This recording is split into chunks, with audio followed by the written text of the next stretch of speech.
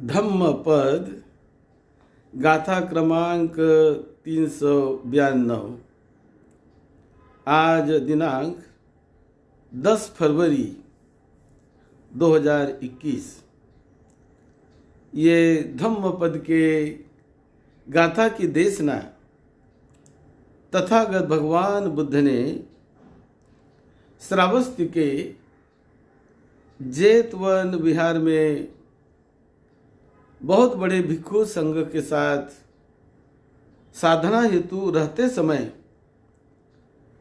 सारिपुत्र स्थविर को उद्देश्य करके की थी। गाथा है, यम हा धम्मं विजानेय सम्मा संबुद्ध देशितं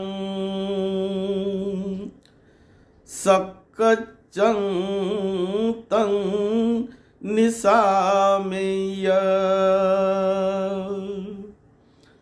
अग्निहुतं व ब्राह्मणोति।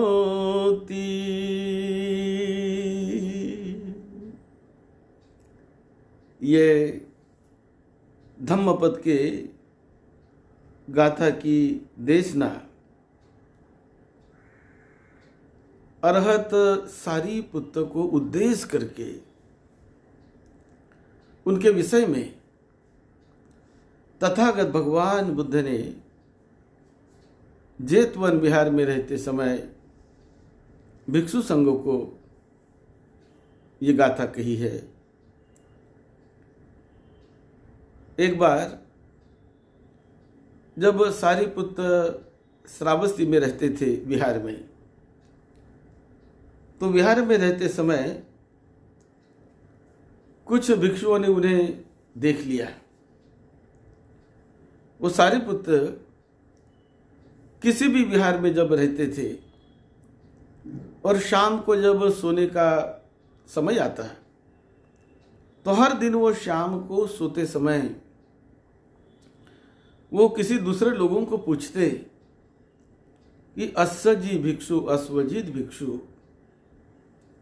वो कहाँ है, वो कौन से दिशा में विचरण कर रहा है, इस समय कौन सी दिशा में होंगे। तो ऐसा पूछकर जिस दिशा में उन्हें बताया जाता था कि अस्सजी इस दिशा में है, तो उस समय अरहत सारिपुत्र उस दिशा के प्रति आदर करते हुए उधर मुंह रखकर अपने अस्सजी, जिनकी वजह से उन्हें श्रोतापत्ति फल मिल गया था, धम्म उन्हें मिला था, तो उनको स्मरण करते हुए वे उनको 3 बार वंदन करते और घुटने टेक कर मस्तक झुकाकर दंडवत वो लेट जाते थे और लेट कर उन्हें 3 बार उनका स्मरण करके वंदन करते थे। तो ये सब भिक्षुओं ने देखा, कुछ भिक्षुओं ने देखा और देखकर वो भिक्षु कहने लगे कि सारिपुत्र ऐसा क्यों करते हैं। वैसे सारिपुत्र को जो धम्म सुनने के लिए मिला, प्रथम बार बुद्ध वाणी सुनने के लिए मिली, वो मिली अस्सजी स्थविर से। राजगृह में जब अस्सजी स्थविर भिक्षा हेतु भिक्षा पात्र लेकर कहीं जा रहे थे, उस समय सारिपुत्र ने उन्हें देखा और उन्हें देखकर सारिपुत्र बड़े प्रभावित हो गए थे। उन्हें लगा कि ये मुक्त पुरुष है, इन्होंने सद्धम्म का साक्षात्कार किया है, इनकी प्रभा, इनकी आभा, इनकी चर्या से लगता है कि ये सही मायने में फल प्राप्त व्यक्ति है, मुक्त पुरुष है। तो उन्हें देखकर सारिपुत्र वो तो खोज में थे कि परम सत्य का रास्ता कहाँ मिलेगा, किसे मिलेगा। सारीपुत्र मोगललायन ये दोनों मित्र, महामोगललायन और सारीपुत्र ये दोनों मित्र थे। तो दोनों खोज रहे थे परम सत्य की हमें कहाँ देशना मिलेगी, कहाँ साक्षात्कार होगा। भारत भर घूमे लेकिन कहीं नहीं मिला। राजगुरु में आ गए, एक गुरु के पास रहने लगे, संजय बेलट्टी पुत्र के पास रहने लगे। और जब उन्होंने राजगृह में अश्व जी को देखा तो देखकर सारीपुत्र को एहसास हो गया कि ये व्यक्ति ने साक्षात्कार किया है। तो उनके पीछे पीछे गए। पीछे जाकर जब वो अश्व जी एक पेड़ के नीचे जाकर बैठते हैं, अपना आसन लगाकर भोजन के लिए बैठते हैं, तो सारीपुत्र ने वहाँ पर उनका आसन बिछा दिया। भोजन करने वो बैठे और उसके बाद सारीपुत्र ने उनको पूछा, अश्व जी आपके कौन गुरु है, कौन से धर्म का पालन करते हैं, कौन से रास्ते पर आप चलते हैं। अश्व जी ने कहा, मैं तो नया हूं, मुझे बहुत याद नहीं है, मैं बहुत नहीं बता सकता आपको। सारीपुत्र कहने लगे, मुझे थोड़ा भी बताओ, थोड़ा भी बताओगे तो मैं समझ लूंगा। बताओ तो कौन है आपके गुरु, किस रास्ते पर आप चलते हैं।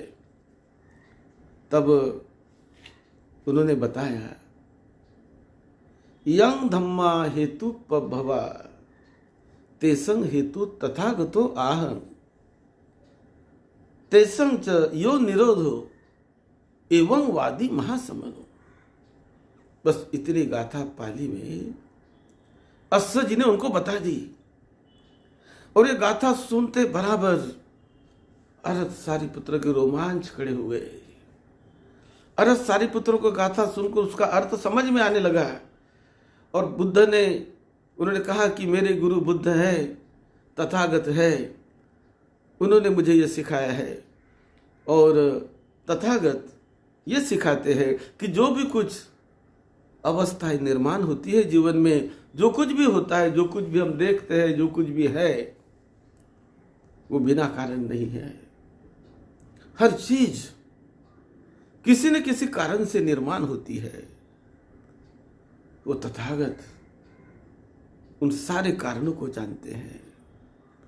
और इतना ही नहीं, तेसंग हेतु तथागतो आह तेसंग च यो निरोधो एवं वादी महासमनो। जो कुछ भी कारण है उन कारण को जानते हैं और उनसे मुक्त होने का रास्ता वो दिखाते हैं कि जो भी कुछ हमारे जीवन में आता है वो किसी न किसी कारणों से आता है, किसी न किसी वजह से आता है। और वो वजह को, वह कारण को दूर भी किया जा सकता है। दुख भी आता है तो बिना कारण से नहीं आता, हर दुख के पीछे कारण है। सही सही कारण को खोजने का प्रयास करो और उस कारणों को खोजकर उससे बाहर निकलने का प्रयास करो तो दुख से मुक्त हो जाओगे। ये छोटी सी बात में सारीपुत्र, उस समय वो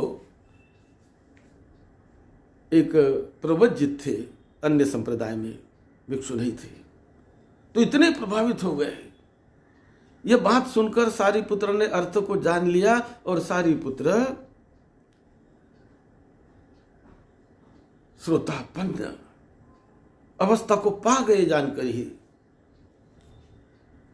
पहला धम्म उन्होंने अश्व जी से सुना और उसके बाद फिर वो बुद्ध से मिले। फिर बाद में सारा उनका बुद्ध से मिलकर उनका जीवन शुरू हो गया। वो भिक्षु बन गए बुद्ध के पास आकर और भिक्षु जीवन जीने लगे। सारीपुत्र तो भिक्षु संघ के बुद्ध के बाद उन्हें धम्म सेनापति बुद्ध ने नियुक्त किया। बुद्ध के बाद वही प्रज्ञा में, ज्ञान में उनका अव्वल क्रमांक था। तो बहुत ऊंचाइयां उन्होंने हासिल की थी सारीपुत्र ने। लेकिन इतना सब होने के बावजूद भी सारिपुत्र अपने गुरु उस अस्य जी को गुरु मानते थे, आचार्य मानते थे कि अस्य जी ने मुझे प्रथम प्रकाश दिखाया। बाद में तो बुद्ध उनके गुरु बन गए, बुद्ध को तो पूरी तरह समर्पित हो गए, लेकिन वो अस्य जी को भूले नहीं, जिनकी वजह से मुझे ये मिला, जिनकी वजह से मैं सन्मार्ग पर आ गया, जिसकी वजह से मेरा जीवन बदल गया, जिसकी वजह से मेरे जीवन की काया पलट हो गई, वो है अस्य जी। उसको वो जानकर मानकर सारिपुत्र हर दिन सोते समय जहां भी दिशा में, जिस भी दिशा में अस्य जी उनको है ऐसा पता चलता था, उस दिशा को वंदन करते थे। तो ये उनका हर दिन का क्रम था। तो भिक्षुओं ने शंका जताई कि इतने ये हमारे गुरु है, बड़े हैं, हमारे सीनियर है, और ये ऐसा इन सभी दिशाओं को कभी इस दिशा में, कभी उस दिशा में, कभी उस दिशा में ये वंदन करने लगे हैं, तो क्या दिशाओं को वंदन करते हैं क्या? ये तो मिथ्या दृष्टि बन गए हैं। इन्हें लगने लगा कि ये दिशाओं से वंदन करके मुझे मुक्ति मिलेगी, ऐसा तो सोचकर ये वंदन नहीं न करते। ये सोचकर उनके मन में उनके प्रति संदेह निर्माण होने लगा कुछ भिक्षुओं के मन में कि सारिपुत्र तो मिथ्या दृष्टि है, ऐसा संदेह निर्माण होने लगा। और फिर यह बात उन्होंने बुद्ध को बता दी, और बुद्ध को बताने के बाद जब बुद्ध को पता चला, बुद्ध ने सारिपुत्र को बुलाया। क्या सारिपुत्र, ये सच है कि आप सोने के पूर्व वो दिशाओं को इस दिशा में, उस दिशा में, कभी इस दिशा में, कभी उस दिशा में, कभी उस दिशा में प्रणाम करते हैं? तो उन्होंने स्वीकार कर लिया, भलते हाँ करता हूं। और फिर सारिपुत्र ने बुद्ध को कहा, भगवान आप तो जानते हैं मैं किसको प्रणाम करता हूं, मैं क्यों प्रणाम करता हूं? भगवान मेरे आचार्य, पहले आचार्य जो जिन्होंने मुझे ये धम्म का रास्ता दिखाया, उसे मैं याद करता हूं, अस्य जी को याद करता हूं, और अस्य जी को याद करके उन्हें मैं अपना आचार्य मानता हूं। और वो जिस भी दिशा में वो रहते हैं, उस दिशा की तरफ मैं मुंह करके वंदन करके मैं सोता हूं। ये बात जब बुद्ध को उन्होंने बताई, और बुद्ध ने कहा कि आप भी बुद्ध ने कहा कि सही बात है, आचार्य को वंदन करना ये ठीक है, ये इसमें कोई गलत नहीं।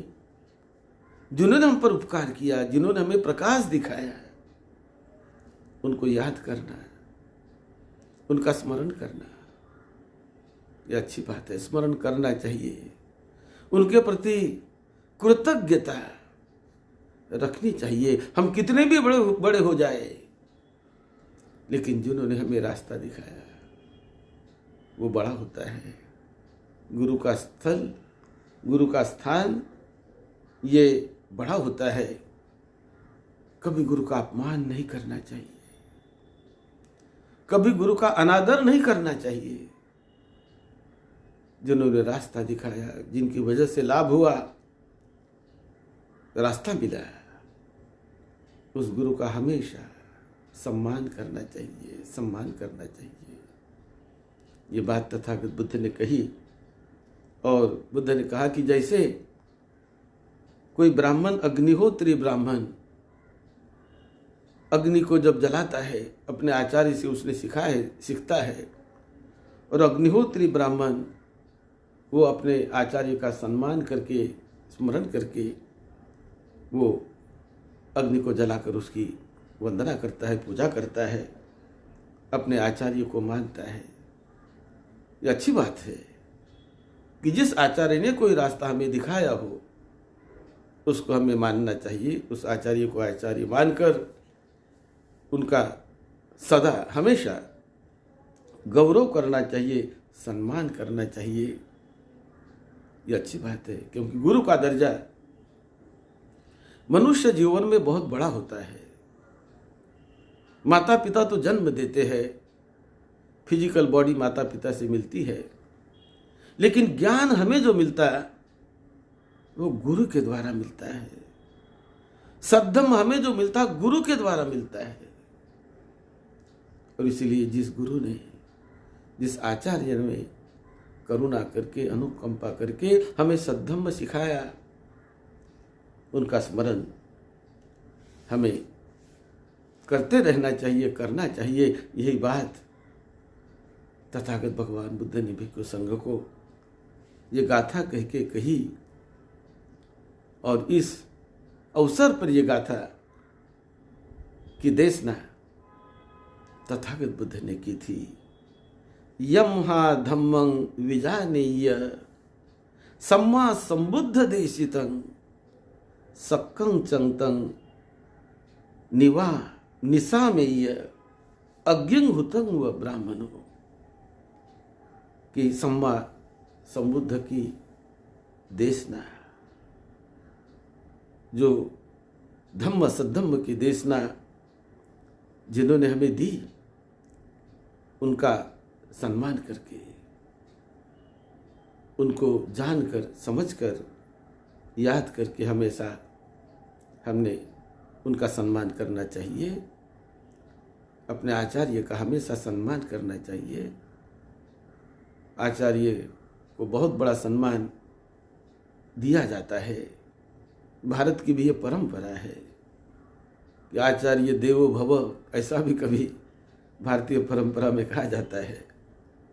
तो जो सद्गुरु होते हैं, सत्य बताने वाले, गुमराह नहीं, सही मार्ग पर ले जाने वाले, सही मार्ग पर हाथ पकड़कर ले जाने वाले, मुक्ति के मार्ग पर ले जाने वाले जो सही आचार्य होते हैं, उसको कभी नहीं भूलना चाहिए, हमेशा उसको याद करना चाहिए। ये बात तथागत बुद्ध ने इस गाथा के द्वारा भिक्षु संघ को बताई। और ये सुनकर, इस गाथा को सुनकर बहुत सारे साधक श्रोतापन्न अवस्था को पा गए, श्रोतापन्न फल को पा लिया और जीवन धन्य हुआ, मंगल हुआ उनके जीवन का। यही बात, यह गाथा इस घटना के साथ जुड़ी हुई है। आप सबका मंगल हो, सबको सुख शांति मिले, सबको निरोगत्व मिले, दीर्घ उम्र मिले, आपके परिवार के छोटे बड़े सभी को सुख शांति मिले, सबका मंगल हो। सद्धम्म के साथ जुड़ना सीखो, धम्मधारी बनो, बड़ा कल्याण होगा, मंगल होगा जीवन का। सद्धम्म के रास्ते पर चल के धन्य धन्य करो अपने जीवन को। आप सबका मंगल हो। यही मंगल मैत्री के साथ सद्धम्म की सेवा में, आपकी सेवा में डॉक्टर भदंत राहुल बोधी महाथेरो।